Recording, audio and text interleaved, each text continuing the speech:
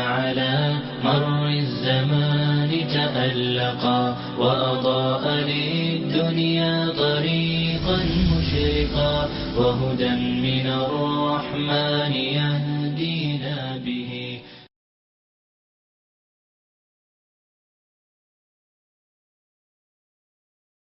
الحمد للہ وحدہ والصلاة والسلام على من لا نبی بعد. اعوذ باللہ السمیع العلیم من الشیطان الرجیم من حمزه ونفخه ونفثه. لقد كان لكم في رسول اللہ اسوۃ حسنہ.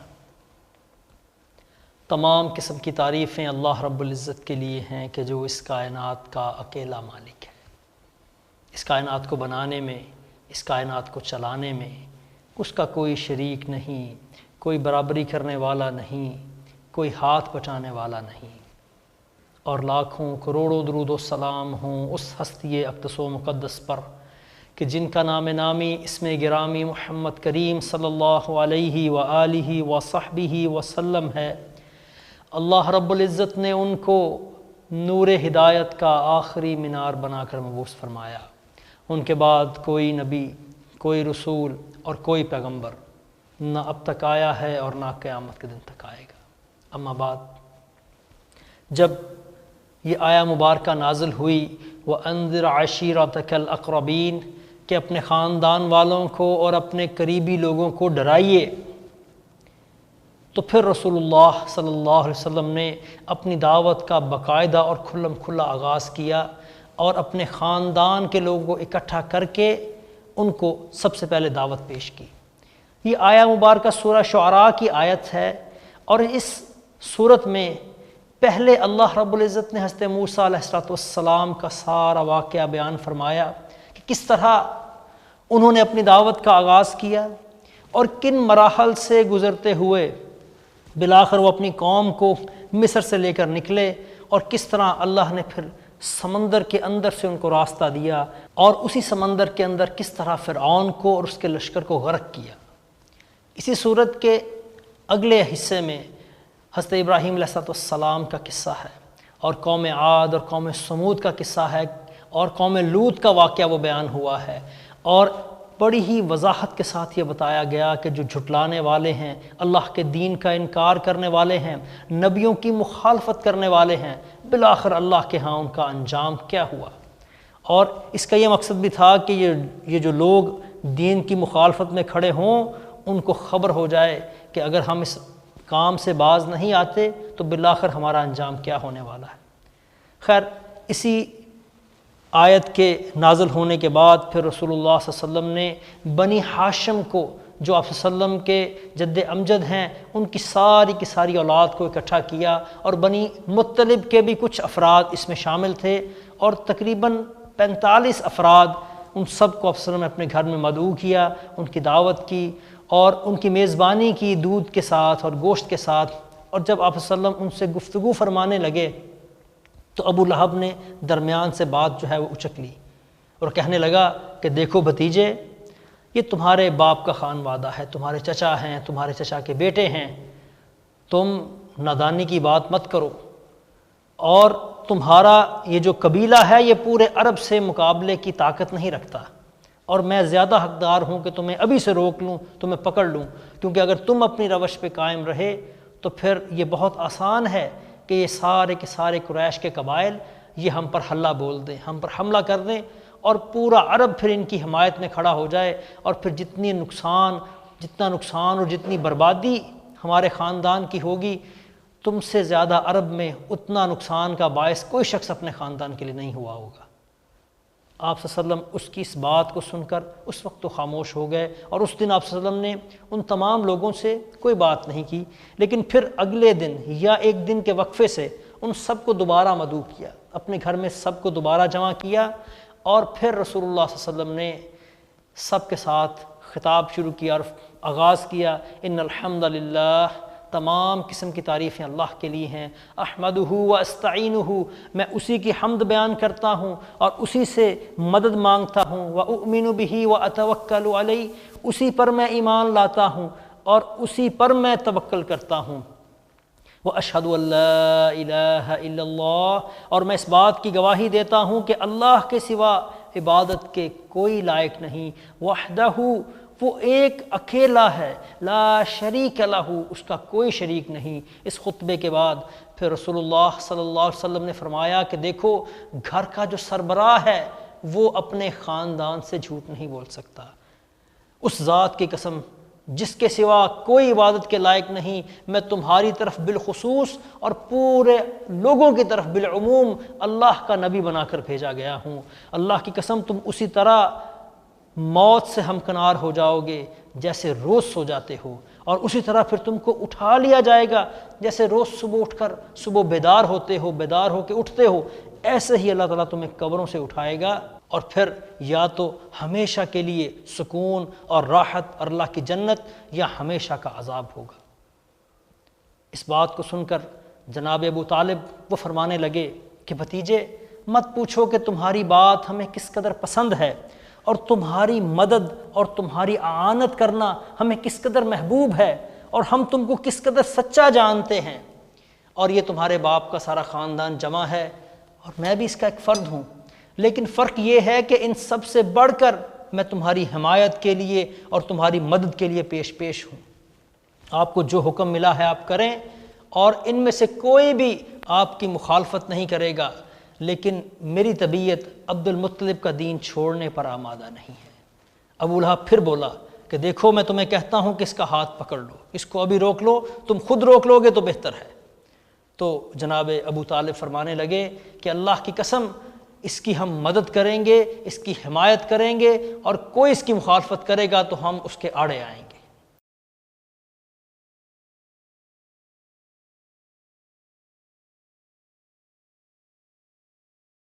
جب رسول اللہ صلی اللہ علیہ وسلم کو اس بات کا پورا یقین ہو گیا کہ دین کی دعوت میں جناب ابو طالب ان کا بھرپور ساتھ دیں گے، تو پھر رسول اللہ صلی اللہ علیہ وسلم ایک دن کوہ صفا پر تشریف لے گئے۔ صبح کا وقت تھا، اور آپ صلی اللہ علیہ وسلم نے عرب کے دستور کے مطابق آواز لگائی، یا صباحا، ہائے صبح۔ اس کا یہ مطلب تھا کہ تمام لوگ جو مکہ کے ہیں وہ سارے کے سارے جمع ہو جائیں کہ کوئی خاص اعلان ہے جس کے لیے ہمیں بلایا گیا ہے۔ اور ایک حدیث میں آتا ہے کہ آپ صلی اللہ علیہ وسلم نے یہ آواز لگائی، اے بنو ہاشم، اے بنو عدی، اے بنو ابو طلب، اور تمام گروہوں کا، تمام قبائل کا نام لے کر آپ صلی اللہ علیہ وسلم نے آواز لگائی، اور جو شخص خود نہیں آ سکتا تھا اس نے کسی کو بھیج دیا، کسی ملازم یا غلام کو، کہ وہ جائے اور پتہ کر کے آئے کہ کیا معاملہ ہے۔ جب سارے افراد جمع ہو گئے تو پھر رسول اللہ صلی اللہ علیہ وسلم نے ان سے پوچھا کہ اگر میں تم کو اس بات کی خبر دوں کہ اس وادی کے اندر، اس پہاڑ کے پیچھے شہ سواروں کا ایک لشکر ہے جو عنقریب تم پر حملہ کرنے والا ہے، تو کیا تم میری بات مان لو گے؟ تو وہ کہنے لگے، کس لیے ہم آپ کی بات نہیں مانیں گے، جبکہ آج تک جو کچھ آپ کی زبان سے سنا ہے سچ ہی سنا ہے، آپ نے جو بات بھی کہی وہ حق پر مبنی تھی، تو کیسے ہم آپ کی بات کا یقین نہیں کریں گے؟ تو پھر آپ سے فرمایا کہ میں تم کو اس بہت بڑے عذاب کے آنے سے پہلے خبردار کر رہا ہوں، اور اس عذاب سے تم کو ڈرا رہا ہوں، اس سے ڈر جاؤ اور اللہ کی وحدانیت کو مان لو۔ اس موقع پر ابو لہب بڑا بدبخت، وہ وہاں موجود تھا، وہ کہنے لگا، تبا لک، تمہارا سارا دن برباد اور غارت ہو جائے، کیا تو نے ہمیں اس بات کے لیے جمع کیا تھا؟ اس بدبخت کی اس بات کے بعد پھر اللہ رب العزت نے قرآن مجید میں ایک سورت نازل کی۔ اس کے بعد یہ سورت نازل ہوئی، تبت یدا ابی لہب و تب، ابو لہب کے دونوں ہاتھ ٹوٹ گئے، وہ خود بھی تباہ و برباد ہو گیا، ما اغنى عنہ مالہ وما کسب، اور اس کے مال نے اور اس کی کمائی نے اس کو کوئی فائدہ نہیں پہنچایا، وہ تباہ و برباد ہو گیا۔ اور واقعی وہ پھر جب مرا تو اس حال میں مرا کہ اس کی اولاد میں سے کوئی بھی اس بات کے لیے آمادہ اور تیار نہیں تھا کہ اس کو اٹھائے اور جا کے دفن کر دے۔ وہ ایسی بیماری میں مبتلا تھا کہ اس کے مرنے کے بعد اس کے بچوں نے اس کو ایسے ہی چھوڑ دیا۔ پھر لوگوں کے طعنوں سے تنگ آ کر، یا اس بات پر کہ اب لوگ کہیں گے کہ یار یہ اتنے ہی باپ کے نافرمان تھے، تو چھڑیوں سے اس کو ہٹا کر ایک گڑھا کھود کر اس میں ڈال دیا، گرا دیا، اور اوپر سے مٹی ڈال کے اس کو بند کر دیا۔ اس طرح یہ بدبخت اپنے انجام کو پہنچا، لیکن جب تک یہ زندہ رہا یہ آپ صلی اللہ علیہ وسلم کو بہت تکلیف پہنچاتا رہا۔ اور ایسے ہی پھر جب یہ آپ صلی اللہ علیہ وسلم نے اعلان کیا اور یہ دعوت پورے مکہ کے سامنے پیش کی تو یہ ایک ایسی بات تھی، یہ ایک ایسی دعوت تھی جو ان کے لیے بالکل نئی تھی، اور وہ اس کو قبول کرنے کے لیے بالکل تیار نہیں تھے۔ اور اسی اثناء میں پھر یہ آیہ مبارکہ بھی نازل ہوئی، فاصدع بما تؤمر واعرض عن المشرکین، کہ آپ کو جو حکم ہوا ہے اس کو کھول کھول کر بیان کر دیجئے اور مشرکین سے آپ اعراض کر لیجئے، ان کی کوئی پرواہ نہ کریں اور اللہ کے حکم کو، اللہ کی بات کو آپ پہنچائیں۔ تو پھر رسول اللہ صلی اللہ علیہ وسلم نے بتوں کی حقیقت کو کھول کھول کر بیان کرنا شروع کر دیا، بت پرستی کی خرافات کو اور اس کے اندر جو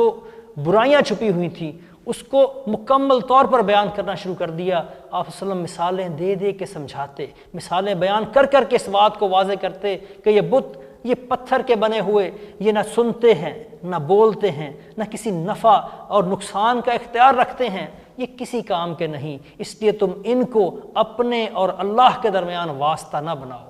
جب آپ صلی اللہ علیہ وسلم نے دعوت کو اس رنگ ڈھنگ سے اور اس انداز سے پیش کرنا شروع کیا تو وہ پھر پھٹ پڑے، کیونکہ اس دعوت کے نتیجے میں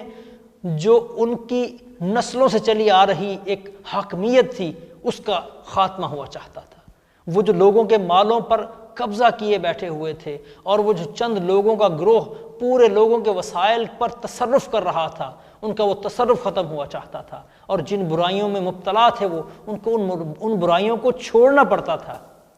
اور وہ جانتے تھے کہ اس ہدایت کو، اس بات کو مان لینے کا مطلب یہ ہے مکمل سپردگی، اپنے تمام معاملات پھر سپرد کر دینا، حتیٰ کہ اپنی جان اور اپنے مال میں بھی ان کو اختیار باقی نہیں رہے گا۔ وہ اس بات کو جانتے تھے، اور اسی لیے انہوں نے اس بات کی، اس دعوت کی شدید مخالفت شروع کی، لیکن مخالفت سے کچھ بن نہیں پا رہا، چونکہ سامنے ایک ایسی اولو العزم شخصیت ہے، ایک ایسی پاک باز ہستی ہے، ایک ایسی مکمل اور کامل شخصیت ہے کہ اس کے بارے میں وہ کچھ کہہ نہیں پا رہے، کچھ کر نہیں پا رہے۔ بہت غور و خوض کے بعد، بہت مشاورت کے بعد پھر مکہ کے کچھ سرداروں نے یہ بات طے کی کہ مناسب یہ معلوم ہوتا ہے کہ ان کے چچا اور ان کے سرپرست جناب ابو طالب کے پاس جایا جائے اور ان سے گفت و شنید کی جائے، ان سے بات کی جائے کہ وہی اس بات کو کریں کہ اپنے بھتیجے کو روکیں، چونکہ ہم اس بات کو برداشت نہیں کر سکتے کہ ہمارے معبودوں کو برا کہا جائے، ہماری عقلوں کو حماقت زدہ کہا جائے، ہمارے اسلاف جو گزر چکے ان کو گمراہ کہا جائے اور بے علم کہا جائے، ہم یہ ساری چیزیں برداشت نہیں کر سکتے۔ لہٰذا وہ سارے لوگ جو چیدہ چیدہ سردار تھے، ان میں سے اہم لوگوں کی انہوں نے ایک جماعت اور ایک وفد مقرر کیا، اور وہ سب جو لوگ ہیں وہ اکٹھے ہو کر جناب ابو طالب کی خدمت میں حاضر ہوتے ہیں، اور ان سے انہوں نے بات کی کہ دیکھیے آپ کا بھتیجا ایسے اور ایسے کام کر رہا ہے، وہ کھلے الفاظ میں ہمارے معبودوں کو برا بھلا کہتا ہے، وہ ہمارے عقلوں کو حماقت زدہ قرار دے رہا، ہمارے دین کو بے بنیاد قرار دے رہا اور اس کو باطل کہہ رہا ہے، ہم اس بات کو برداشت نہیں کر سکتے۔ بہتر یہ ہے کہ آپ اپنے بھتیجے کو سمجھائیں تاکہ مکے کے اندر جو پرسکون اور پرامن فضا ہے وہ قائم رہے۔ اور ابو طالب نے جب ان کی یہ بات سنی تو ان کو نرم سی بات کہی کہ اچھا ٹھیک ہے میں دیکھتا ہوں، لیکن انہوں نے رسول اللہ صلی اللہ علیہ وسلم سے اس بارے میں کوئی ذکر نہیں کیا، ان سے کوئی تعارض نہیں کیا، اور نہ ہی ان کو اس بات میں منع کیا کہ ایسے مکہ کے سردار میرے پاس آئے ہیں، اور ان کو آپ صلی اللہ علیہ وسلم نے بالکل ایسے ہی جو وہ کر رہے تھے کرتے رہنے دیا۔ جب مشرکین نے دیکھا کہ ان کی اس میٹنگ کا، اس وفد کے جانے کا اور ابو طالب سے بات کرنے کا کوئی اثر نہیں ہوا، اور رسول اللہ صلی اللہ علیہ وسلم تو اپنے اسی معمول کے تحت دعوت اور تبلیغ کا کام کرتے چلے آ رہے ہیں، تو ان کو اس بات پہ غصہ آیا، اور اسی دوران ایک اور پریشانی کھڑی ہو گئی کہ آپ صلی اللہ علیہ وسلم کو کھلم کھلا دعوت کا آغاز کیے ہوئے بھی چند مہینے ہی ہوئے تھے کہ حج کا سیزن وہ قریب آ گیا، اور وہ بڑے بڑے سردار اس بات پہ پریشان کہ اب جب لوگ پورے عرب سے حج کے لیے مکہ میں آئیں گے اور وہ اس شخص کی بات سنیں گے تو اس کا کیا نتیجہ نکلے گا۔ تو ان سب نے اکٹھے ہو کے ایک لائحہ عمل تیار کرنے کے لیے ایک میٹنگ جو ہے وہ رکھ لی، اور وہ سارے مل کر ولید بن مغیرہ کے پاس جو ہے وہ جمع ہوئے اور بیٹھ کر انہوں نے مشاورت کی۔ طلع البدر علینا طلع البدر علینا۔ ابھی اعلانیہ تبلیغ کو کچھ ماہ ہی گزرے تھے کہ حج کا موسم قریب آ گیا اور قریش کے سامنے ایک نئی الجھن پیدا ہو گئی کہ جو لوگ حج کے لیے پورے عرب کے مختلف قبائل سے تشریف لائیں گے، مختلف علاقوں سے تشریف لائیں گے، اور جب وہ آپ صلی اللہ علیہ وسلم کی بات سنیں گے تو ان میں سے اگر کچھ لوگوں نے اس بات کو مان لیا تو ان کے لیے نقصان کا باعث ہو سکتا ہے۔ تو وہ سارے کے سارے مل کر ولید بن مغیرہ کے جگہ پر اکٹھے ہوئے اور اس سے مشاورت کرنے لگے کہ کیا کیا جائے۔ تو ولید بن مغیرہ نے کہا کہ تم سب مل کر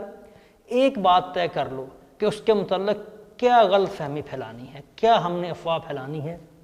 کیونکہ ایسا نہ ہو کہ تم میں سے ایک شخص کو اور کچھ اور کہہ رہا ہے، دوسرا کچھ اور کہہ رہا ہے اور آپس میں تم ایک دوسرے کی تکذیب اور تردید کرتے پھرو، لہٰذا ایک بات طے کر لو۔ تو لوگ کہنے لگے کہ آپ بتائیں پھر ہم کیا کہیں۔ تو ولید بن مغیرہ کہنے لگا نہیں، تم مجھ کو بتاؤ اور میں پھر تمہیں بتاؤں گا کہ تم میں سے رائے کس کی بہتر ہے۔ تو ایک شخص کہنے لگا کہ ہم یہ کہیں گے کہ ایک شخص کاہن ہے، اس سے بچ جاؤ۔ تو کہنے لگا نہیں، ہم نے کاہن دیکھے ہیں، ان کی گنگناہٹ دیکھی، ان کی قیافہ گوئیاں دیکھی ہیں، تک بندیاں دیکھی ہیں، لیکن ان میں ایسی کوئی بات نہیں ہے، یہ بات ہماری منظور نہیں کی جائے گی، قبول نہیں کی جائے گی، کوئی اور بات سوچو۔ ایک شخص کہنے لگا ہم یہ کہیں گے کہ یہ پاگل ہے، اس سے بچ جاؤ۔ تو وہ کہنے لگا نہیں، پاگلوں جیسی گھٹن، وہ بہکی باتیں، وہ عجیب و غریب سی حرکات، واللہ یہ شخص تو بڑا ہی پاک پاس ہے ان چیزوں سے، یہ بات بھی تمہاری لوگ نہیں مانیں گے۔ پھر وہ کہنے لگے کہ ہم یہ کہتے ہیں کہ یہ شاعر ہے، یہ ایسا کلام پیش کر رہا ہے کہ یہ بڑا عجیب سا، اور عرب میں ایسا کلام نہیں آیا، یہ شاعر ہیں۔ تو پھر وہ کہنے لگا کہ نہیں،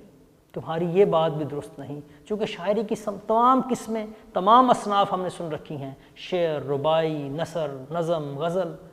جو ان کے ہاں تھی، جیسے ہمارے ہاں اردو میں ساری اصناف ہیں، ایسے رجز اور دیگر اقسام تھیں عربی کے اندر۔ وہ کہنے لگا ہم نے ساری اقسام سن رکھی ہیں، یہ جو کلام محمد صلی اللہ علیہ وسلم پیش کرتے ہیں یہ شاعری نہیں ہے۔ پھر ایک شخص نے یہ رائے دی کہ ہم یہ کہتے ہیں کہ یہ جادوگر ہے۔ وہ پھر اس کی بات پہ سوچتے ہوئے کہنے لگا کہ نہیں، یہ بات بھی درست نہیں، چونکہ جادوگروں جیسی جھاڑ پھونک اور وہ عجیب سے منتر اور یہ ساری باتیں جو ہم جادوگروں میں دیکھتے ہیں ان میں کچھ بھی نہیں ہے۔ پھر لوگوں نے کہا کہ آپ ہی بتائیں پھر ہم کیا کہیں۔ تو کافی سوچتے ہوئے اس نے کہا کہ اس کی بات بڑی میٹھی ہے، اس کی جڑ بڑی پائیدار ہے اور شاخ بڑی پھلدار ہے، ہم جو بھی کہیں گے لوگ اس کو جھوٹ ہی سمجھیں گے۔ اور پھر وہ سوچتے سوچتے اس نے ایک بات جو ہے کہی، اور قرآن نے اس بدبخت کا وہ سارا انداز اس کو قرآن کے اندر جو ہے وہ اس کی ایک عکاسی کی اللہ رب العزت نے۔ اللہ تعالیٰ فرماتے ہیں انہ فکر وقدر، اس نے غور و فکر کیا اور اندازہ لگایا، فقتل کیف قدر، وہ ہلاک اور برباد ہو جائے اس نے کیسا اندازہ لگایا۔ ثم قتل کیف قدر، وہ پھر ہلاک اور برباد ہو جائے اس نے کیسا غلط اندازہ لگایا۔ ثم نظر، پھر اس نے نظر دوڑائی۔ ثم عبس، پھر اس نے تیوری چڑھائی، ماتھے پہ بل ڈالے۔ ثم بصر، پھر اس نے اپنا منہ بسورا۔ فقال، وہ کہنے لگا ان ھذا الا سحر یؤثر، ہاں یہ تو ایک بڑا ہی پر اثر جادو ہے۔ ان ھذا الا قول البشر، یہ تو ایک انسان کا کلام ہے۔ سأصلیہ سقر، اللہ تعالیٰ کہتے ہیں ان قریب ہم اس بدبخت کو جہنم کی دہکتی ہوئی آگ میں ڈال دیں گے۔ اس نے سارا یہ انداز اختیار کر کے، سوچ بچار کر کے، اور جیسے اللہ نے قرآن میں اس کا نقشہ کھینچا، اس نے منہ بسورا اور پھر تیوری چڑھاتے ہوئے اس نے سارا کہنے لگا ہاں یہ بات زیادہ بہتر محسوس ہوتی ہے کہ ہم یہ کہیں کہ یہ جادوگر ہے، یہ ایسی بات اور ایسی کلام لے کر آیا ہے کہ بھائی بھائی کے اندر لڑائی ڈال دی اس نے میاں بیوی کے اندر پھوٹ ڈال دی ہے، دو قبیلوں کے اندر، برادریوں کے اندر اس نے جھگڑا اور فساد کھڑا کر دیا ہے، لہٰذا تم اس کی بات نہ سنو، بچ جاؤ، کیونکہ جو اس کی بات سنتا ہے وہ جادو سے اثر انداز ہو جاتا ہے، اس کے جادو کے تحت آ جاتا ہے۔ اور یہ معاملہ طے کر کے پھر انہوں نے لوگوں کی ڈیوٹیاں لگا دیں کہ مکہ کے تمام راستوں پہ بیٹھ گئے، اور جو شخص بھی حج کے لیے مکہ میں داخل ہو رہا اس کے کان بھر رہے کہ دیکھو مکے کے اندر ایک جادوگر آ گیا ہے۔ اس کی بات سے بچنا، اس کی بات سننا نہ، ورنہ تم اس کے جادو کے اثر میں مبتلا ہو جاؤ گے۔ اور لوگوں کے انہوں نے ایسے کان بھرے کہ لوگوں نے بالکل آپ صلی اللہ علیہ وسلم سے اعراض کیا، اور بعض لوگوں نے تو یہاں تک کہ اپنے کانوں میں روئی ڈال لی کہ کہیں غلطی سے بھی ان کی بات ہمارے کان میں نہ پڑ جائے۔ لیکن آپ صلی اللہ علیہ وسلم اپنے معمول اور اپنے ڈیوٹی اور منصب کے مطابق مختلف بازاروں میں اور مختلف قبائل کے پاس پیش ہوتے رہے، ان کو اللہ کا دین اور اپنی رسالت کو پیش کرتے رہے۔ اور یہ بدبخت ابو جہل یہ رسول اللہ صلی اللہ علیہ وسلم کے پیچھے ان کے ساتھ چلتا رہا، اور وہ پیچھے سے آواز لگاتا کہ دیکھنا اس کی بات نہ سننا، یہ جھوٹا ہے، یہ بے دین ہے۔ اور اس طرح اس بدبخت نے آپ صلی اللہ علیہ وسلم کی اس تبلیغ کو، اس دعوت کو بے اثر کرنے میں کوئی جو ہے نا وہ کسر اٹھا نہیں رکھی۔ اور یہ سارا معاملہ ہوا، اور حج کا سیزن جب گزر گیا تو اس سارے پروپیگنڈے کا ایک نقصان بھی ہوا کہ کوئی شخص باہر سے آنے والا مسلمان نہیں ہو سکا، لیکن اس کا ایک یہ فائدہ بھی ہوا کہ اگر رسول اللہ صلی اللہ علیہ وسلم خود کوشش کرتے تو شاید اتنے تمام لوگوں تک اپنی بات اور اپنا پیغام پہنچا نہ سکتے، اور سب لوگوں کو یہ اطلاع نہ ہو سکتی کہ مکہ کے اندر ایک شخص وہ آیا ہے اور اپنے آپ کو نبی کہتا ہے۔ لیکن ان کے اس پروپیگنڈے سے، ان کی اس مخالفت سے یہ ایک مثبت پہلو بھی نکلا کہ جب لوگ اپنے گھروں کو واپس گئے تو پورے عرب کے اندر اس بات کا چرچا پھیل گیا کہ مکہ کے اندر بنو ہاشم کا ایک نوجوان ہے جو اپنے آپ کو نبی کہتا ہے۔ اور اس بات کا پھر آئندہ جگہوں پہ آئندہ جو ہے اپنا سال اس میں اس کا پازیٹیو رزلٹ بھی آیا۔ خیر یہاں تک تو یہ تھے معاملات کہ انہوں نے کیسے حجاج کو پہلے سال آپ صلی اللہ علیہ وسلم کی دعوت سے روکا۔ انشاءاللہ اگلے معاملات کو اگلے پروگرام میں انشاءاللہ بیان کریں گے۔ اللہ تعالیٰ سے دعا ہے اللہ تعالیٰ ہمیں آپ صلی اللہ علیہ وسلم کی سیرت کو، ان کی استقامت اور صبر کو سمجھنے کی توفیق عطا فرمائے اور اس پر عمل کرنے کی توفیق عطا فرمائے۔ اللہم صلی علی محمد وعلی آل محمد وبارک وسلم وصلی علیہ۔